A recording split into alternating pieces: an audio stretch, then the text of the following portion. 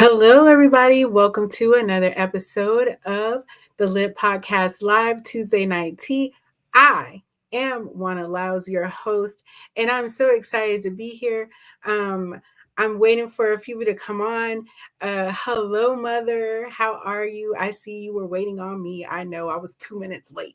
Um, but yes, if you are joining us, please know that I am using StreamYard to stream on multiple platforms so that we can hit a target audience, all at once. So if you don't mind, please allow StreamYard to access your name so that I can see who you are and I can get you involved in this conversation and say hey to you.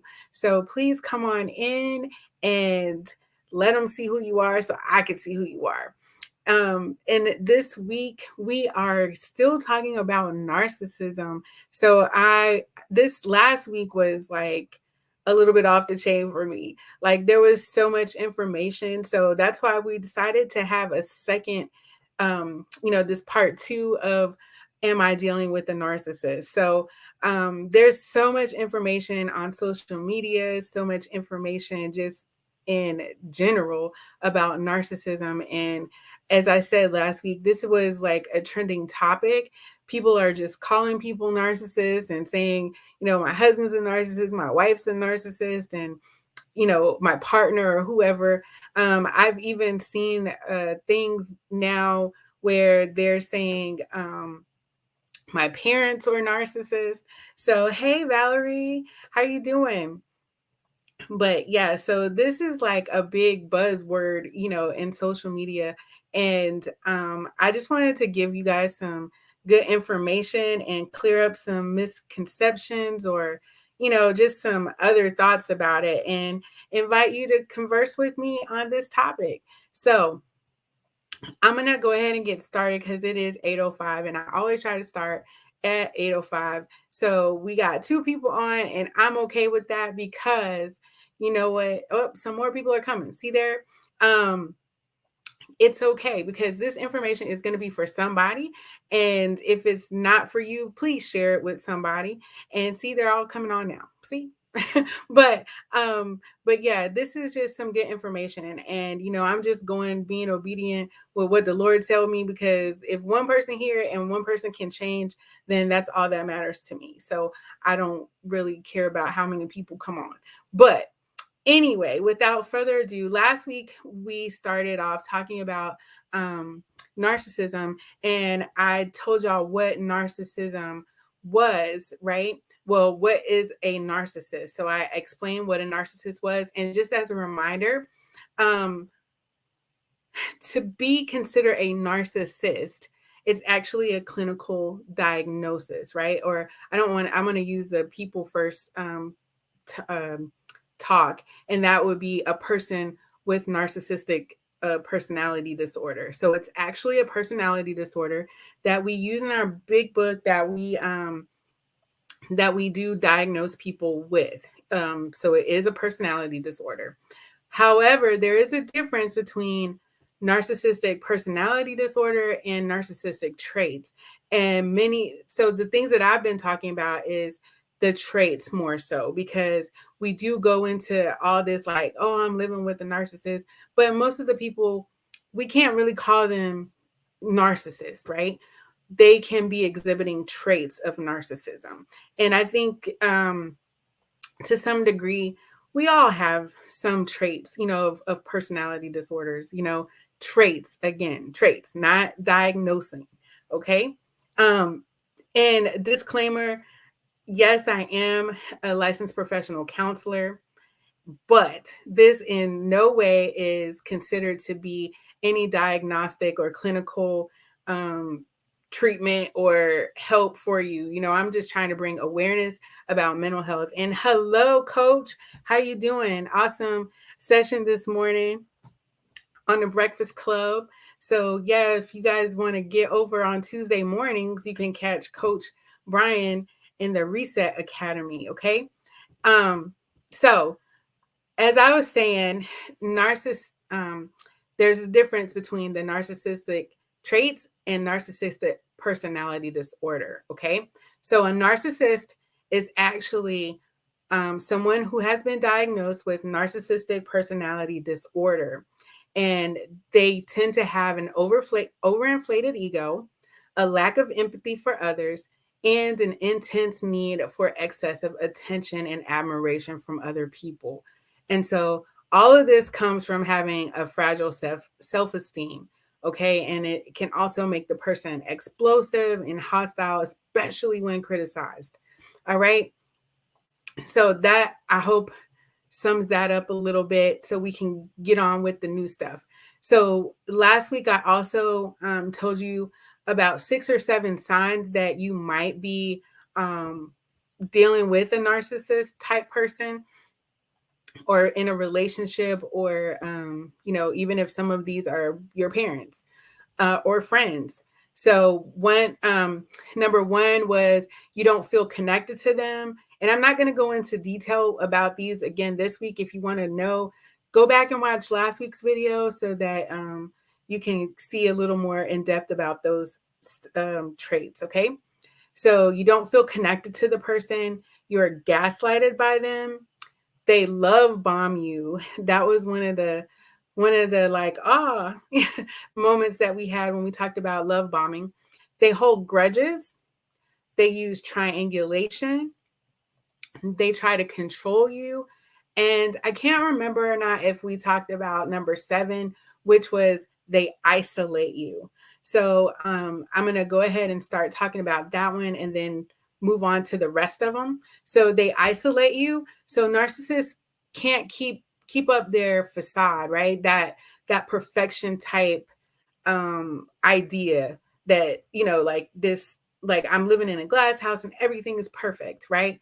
They can't keep that up forever. So they isolate their partners from their loved ones. And now I'm remembering, I did talk about this one. So they isolate you from your loved ones because, the loved ones will start to pick up on this behavior, right? On this manipulative and abusive behavior. And so, in order to keep you from leaving, they convince you to cut off those other relationships. So it's like they're the problem, not me, right? So then they isolate you, and it's best for you to just get rid of them and stay with me. So that's that kind of thought. They treat you like a child. That's my number 8. They treat you like a child. Oh, Lord. So that comes because they believe that others are less competent than they are.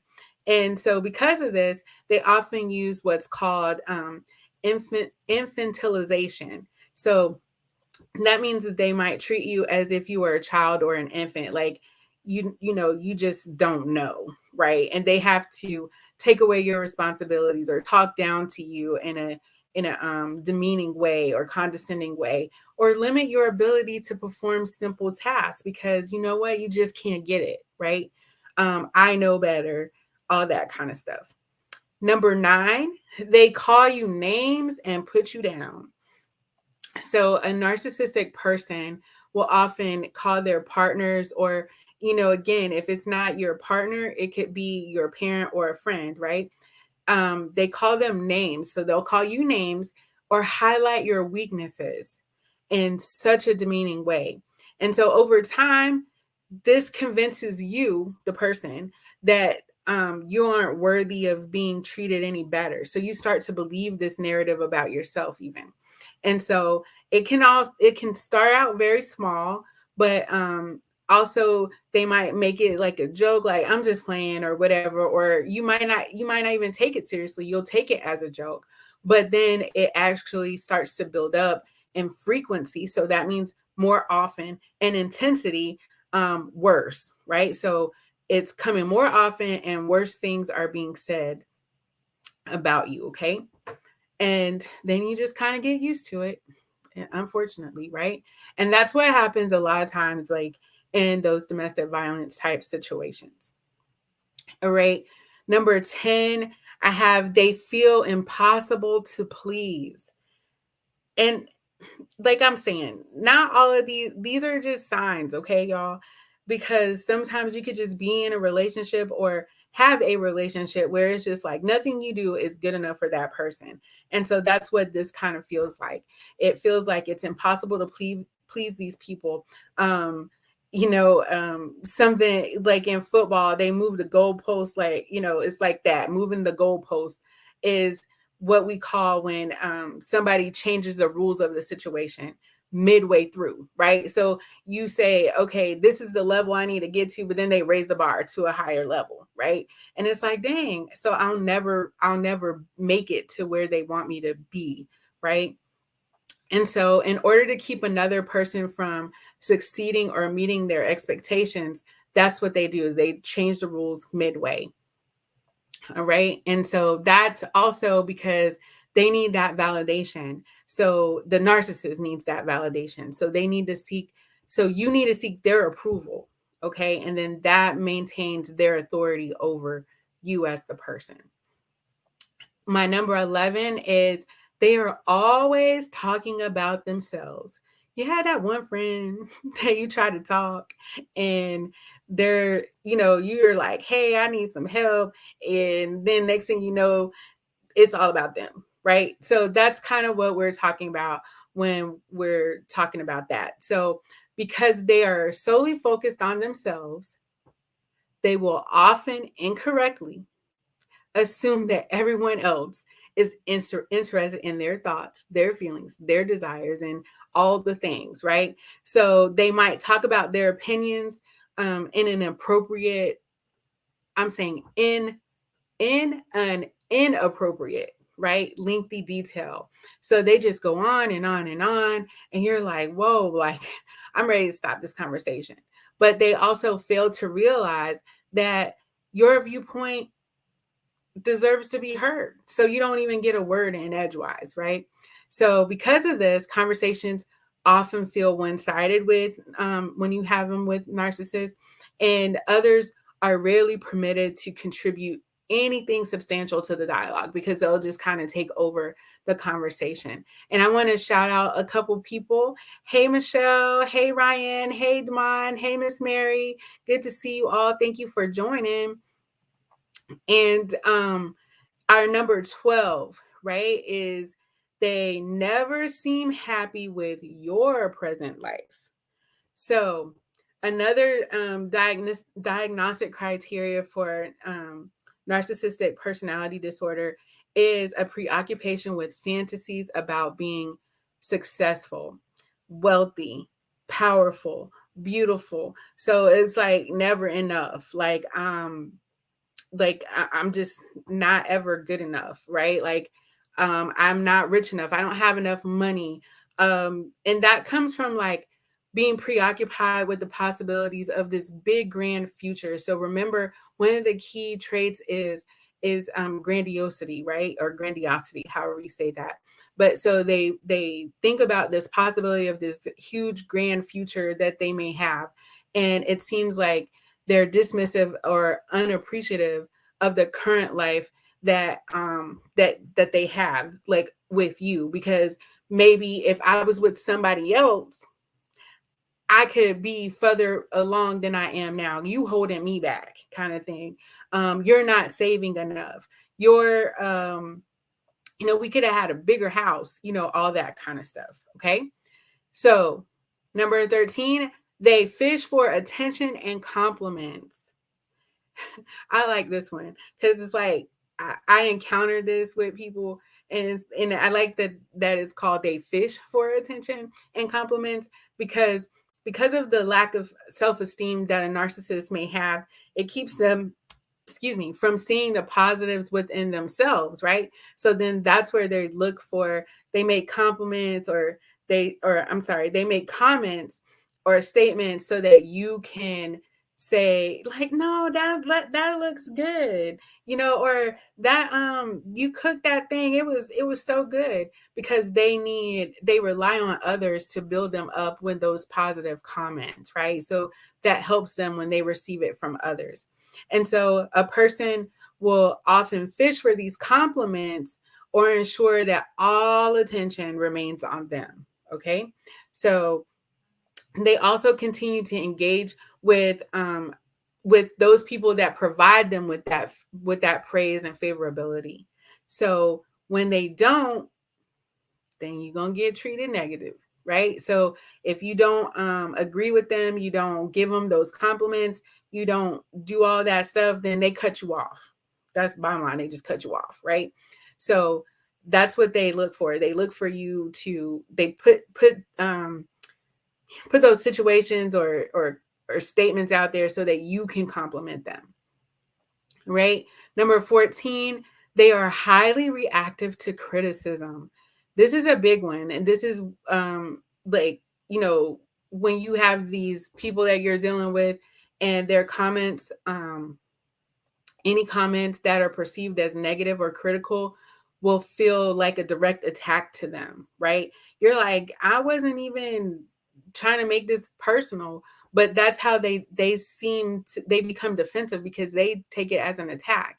And it's because what you're doing in that moment for them, it's all in their head, right? Not that this is real, but what happens is that it elicits the shame that they often feel inside, right? So they tend to project that perfection type of vibe, you know, like everything about me is always together and all of that. But then when you do something like you criticize them, even if it's constructural criticism, they take that as an attack. Like you know, you're just like, hey, I'm just trying to help you out. But they become defensive and take that as an attack, and they may become aggressive and lash out. And that's mostly like because of denial, um, you know, and then they may try to like cover it up by acting, you know, they're sensitive, so they try to cover it up by maybe throwing insults at you, you know, become verbally aggressive towards you, and sometimes even physical violence. Okay. And then the last one that I have is they treat you like an object. And the only thing that comes to my mind right now, which is horrible, is R. Kelly, you remind me of a Jeep. And that is horrible because that's, I mean, maybe he was a narcissistic type person. I don't know, but they treat you like an object. And narcissists cannot comprehend why you are deserving of love and attention, right? And so they see their needs and wants as the priority, as the top, you know, the top thing.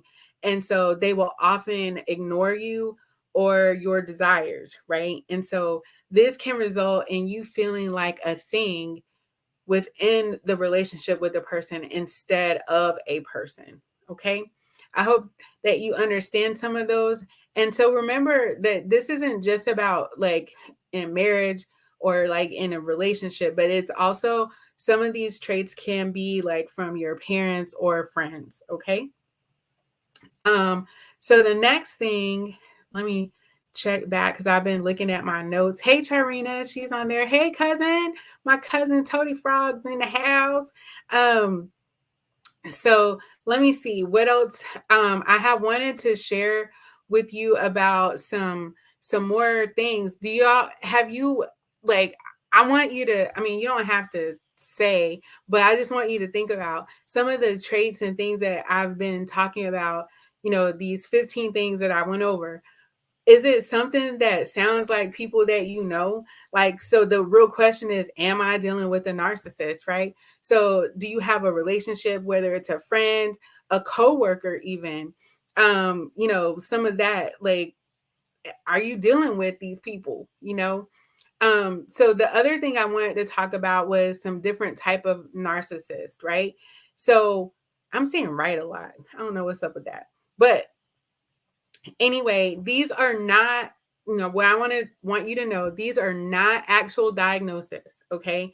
These are just like some different traits and tendencies and just the types that you know that we've kind of found in counseling and psychology of the narcissist, okay? So remember the DSM-5, which is our diagnosing manual, it only formally recognizes narcissistic personality disorder.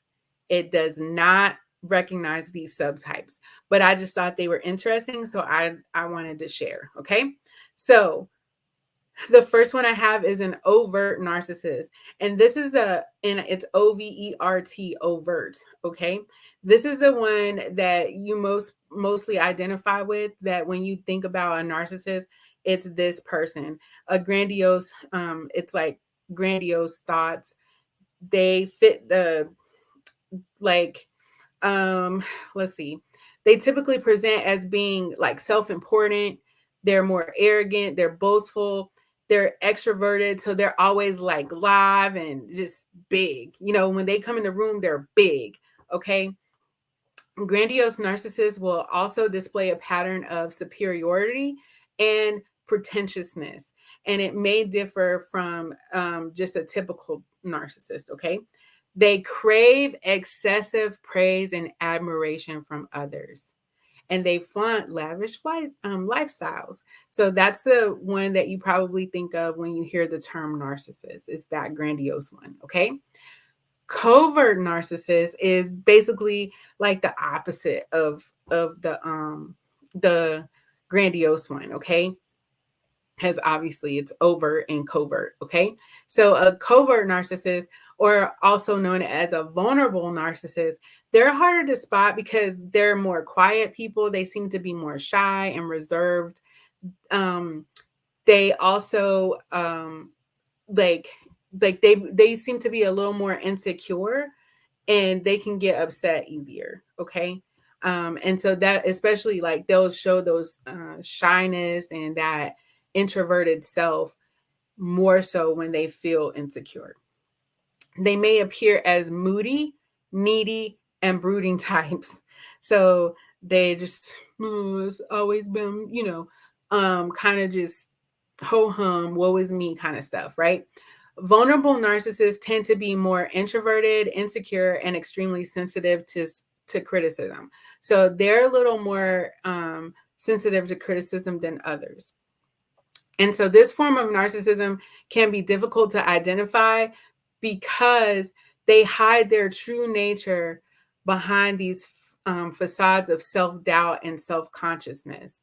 But just like all other narcissist types, they might blame others for their mistakes, lash out of anything that is disapproved by them, and exploit relationships for personal gain. Okay. Now, this one, communal narcissist, is a little, it's, I've seen this now, okay, like personally. So they appear a little more selfless, they're generous, they're even humble to others. So they're the ones that are like just so they give. They want everybody to know that they're involved in high profile charity. Like, I sit on the board of something, and I know Michelle Obama, it's those people, right? They're high energy. They dedicate their time to other like-minded people, to the community causes and all that, right? They're out in the community, all out in public, doing everything, right? And all you see is them giving, giving, giving. And so they get their validation by being seen as the most giving and most selfless. Okay. So on my board, I gave $1,000. All right. Like, I don't know what you're doing, but I gave $1,000. That's that. Well, then, here they come. I gave 10, or 15, or whatever that looks like for them. So they're extreme with that because they want everyone to know that they did it. Right. And so people with communal narcissism tend to over exaggerate their knowledge and their aptitude for communal skills. They assume that they have extraordinary potential and capability. They often believe they are the best listeners, the best parents, or the best charitable people on the planet. So even like that, like I was mostly also thinking about people that I know that have this as parents. Like my kids, I raised my kids so good. They are the best kids because I did all this. And you should take parenting advice from me because you can see my kids. It's that, right? They're just the best at everything social. Okay, that's the best way for me to sum that up. Malignant narcissist. Malignant narcissist. That sounds bad because I think about what malignant means, so it just sounds bad anyway. But it's the term used to describe the person who displays traits and tendencies of both narcissistic personality disorder and antisocial personality disorder. And so these people are often seen as having one of the most dangerous forms of narcissism. And so that's because malignant is like what it sounds like. If you get something and it's malignant, it's bad, right? So it's just like it eats away at everything. So they typically have very destructive relationships. um I don't know, like that's just not a good combination actually. And yet they're both different, but to have traits of both, it's not a good thing. That's all I'm gonna say about that. There are sexual narcissists, believe it or not. A seductive or sexual narcissist uses charm and flowery speech to seduce you. However, they will only prioritize their own sexual needs and completely ignore those of their partner. So I got mine. It's on you if you ain't get yours, but I know I'm the man, I'm the woman, I did all that, right? They seek constant validation regarding their sexual performance and experience. And,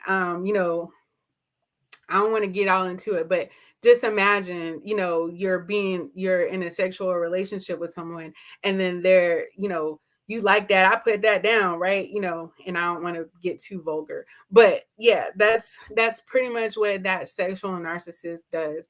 And then they also need you to compliment them. Okay. A somatic narcissist is a narcissist that is preoccupied with their physical appearance and competitive about how they look. So they might obsess over their diet, exercise excessively, and fixate on wellness routines or beauty treatments.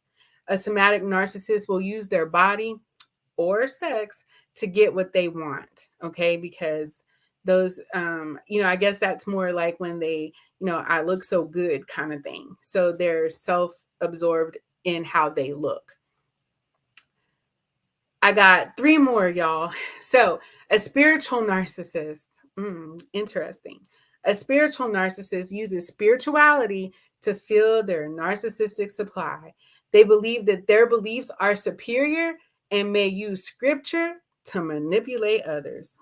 Lord, if I don't know some of them people, right? Like, them ones they always throw in the Bible, what the Lord say, the Bible say, all of that kind of stuff. And yeah, I'm gonna just stop there. Okay. So just know that there's a such thing as a spiritual narcissist. Cerebral narcissist, they hyperfixate on how much smarter they are than others. So I got all the brains, so don't mix them with the somatic narcissist, right? Because then it's like I got all the brains and the beauty.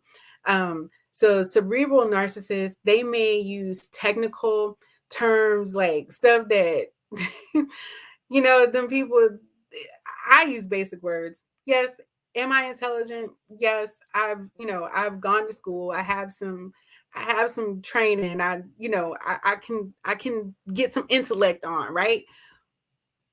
But when these people are talking way above your head, just in a regular conversation, that's what that is. That's what that's about, right? They discuss these complex theories to kind of prove that they're senior and superior.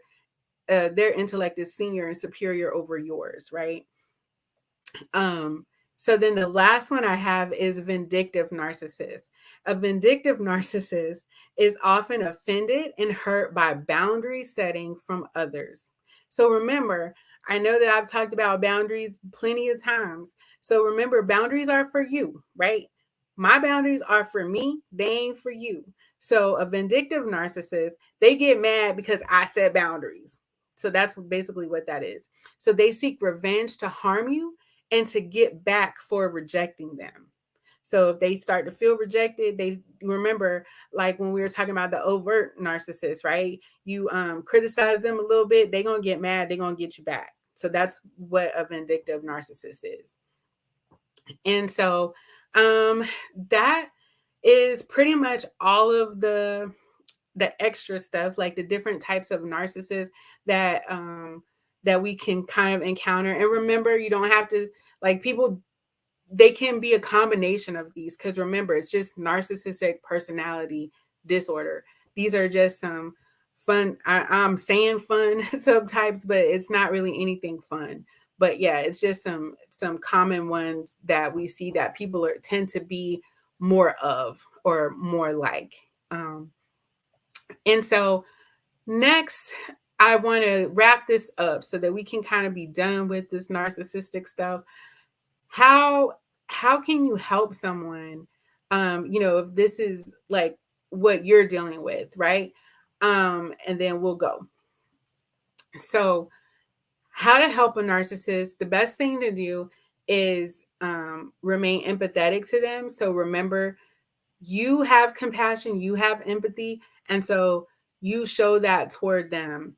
And if they don't treat you with respect, you still do it, okay? You still be nice to them. Still remember that narcissist actions often stem from trauma, okay, y'all? That's a key thing. Remember that it comes from trauma, that it's not necessarily something you did or something that you said. It's something that they're dealing with internally, okay, because of some past experience that they may have had. I would also encourage you to encourage them to get treatment. Encourage them by supporting them, and letting them know that it's okay to get treatment, because most likely they need to heal from their trauma and their inner wounds. And an awesome therapist like myself, not to sound narcissistic, can help you or help them, right? So just know that therapy can help, okay? You can also support them in therapy. Go to therapy with them, right? If you need to, help them as much as you can, support them through that therapeutic process. And you can also support them as they process their feelings by offering a safe space for them to share with you, right? Outside of their session. So yes, they can go to therapy, but then you offer them a safe space as well. Hold them accountable above all other things. Hold them accountable. Remain strong and point out when they fall back into their patterns, that, remind them that it's hurtful and destructive. So just hold them accountable. Accountability is a strong way to help support somebody. Remain respectful though. Like, so even though you're holding them accountable, remain respectful. So avoid acting out out intense moments by saying or doing something that makes the situation worse. So just because they start calling you names don't mean you got to call them back names, right? Or you don't have to try to hurt them as much as they're hurting you. So just remain respectful. One of my favorites is use I statements. So narcissists want to make everything about themselves. So use I statements because it allows you to be clear about how their behaviors impact you and how they make you feel. Okay. So remember, it's about me right now. So that's why I'm using I statements, bruh. Okay. And so if you are actually dealing with a narcissist, I want to encourage you to prioritize your own self-care. Okay. Take care of yourself, stick to your boundaries, and practice your healthy coping skills. And if you need to go to therapy as well. Okay. I like to use our whole cliche analogy that all counselors use. Put your oxygen mask on first, right? You can't help somebody else if you're not breathing. So put your oxygen mask on and then you can help them. So prioritize yourself care first. Utilize relaxation techniques. So relaxing and soothing yourself helps you to remain calm. It helps you to stay in a decent mindset, especially when facing those difficult situations. And it also strengthens your response to stress in the future. So do some relaxation techniques. So when that tense situation happens, you can go right back to that. It'll just be habit. Okay. Build your own self-esteem. So narcissists won't build your self-esteem because they have low self-worth themselves. So building your own self-esteem and self-confidence helps you to recognize when a narcissist is attacking you with lies about your character. So if I don't believe it, because that's how I am. I know the Lord made me fearful and wonderful, right? So you can call me what you want to call me, but I know that ain't my truth. So I won't take it personal because my self-esteem is already high. I know who I am. I know whose I am. So my self-worth is good. So whatever you say, that's on you. Okay. I might not like what you said, and I might tell you what you said, but you can't tear down my self-esteem. That's the kind of way you got to get. Okay. Establish boundaries. And I don't I'm going to put these together. Establish boundaries, but also maintain your boundaries. So set your boundaries clearly, stating what you are and are not okay with, what you're willing to tolerate and what you're not willing to tolerate, and definitely what those consequences are if your boundaries are broken. Okay. And then by maintaining them, hold that to that. If you need to set a rigid boundary and then there's a harsh consequence, then so be it. Okay. This ensures that you are serious, because otherwise, if y'all remember whatever I tell you about boundaries, if you don't follow through with the consequence, it's nothing but a threat. Okay. And threats ain't nothing but air and opportunity for us to get it on and fighting, right? So as a narcissist, they will push your limits, but you still maintain your boundaries. Okay. I would encourage you all to learn more about narcissistic personality disorder by educating yourself about narcissism. Become familiar with how narcissistic behaviors can manifest in your relationships, whether it's with your parents, your friends, or your partner, your intimate partner. So just learn more about it. Recognize the signs of narcissistic personality disorder, and it and by learning these things and recognizing the signs, you protect yourself. Take action when it's needed, and know when it's time to disengage. Okay, because sometimes you can't just go toe to toe with folks. And last but not least, if you are in an intimate relationship, and know when to leave. Okay, there's never, like, it's never too late to leave, okay, until it is. So you never have to subject yourself to an unsafe or unhealthy situation. If you um if you have your boundaries, and and they're crossed, and one of them is I'm gonna leave, then you need to leave. Okay, don't ignore your boundaries, and know that it's okay to move on, because obviously it's not safe for you, and I'd rather for you to be in a safe environment and feel secure. Okay, so that's pretty much all I got for narcissism, y'all. I know we went a little bit over, but I was trying to get this thing over and done with. um but I hope you learned something. I hope you can share it with someone, and even evaluate yourself, because maybe you are exhibiting some of these traits, and characteristics. I always self-examine myself. I know that that's an overgeneralization to say always, but I do try to make sure that it's something that I do on a regular basis. So that is something I do intentionally each day, so just try to self-evaluate. If you're exhibiting some of these traits, um, know how you can be better. That's all I want to say is all of this is just to make us better as people, as friends. Michelle talk about she feel violated. But anyway, and thank you, Michelle. And thank you, Sabrina, for joining. And I hope that this information was good, as both of you said. So yeah, share with somebody, find more information about narcissism, because you know, it is a hard thing to do, to live with people like that. Thankfully I don't, but just being around people like that, it can be draining, and it can really, I know Miss Renee, I know it's you. I'm sorry.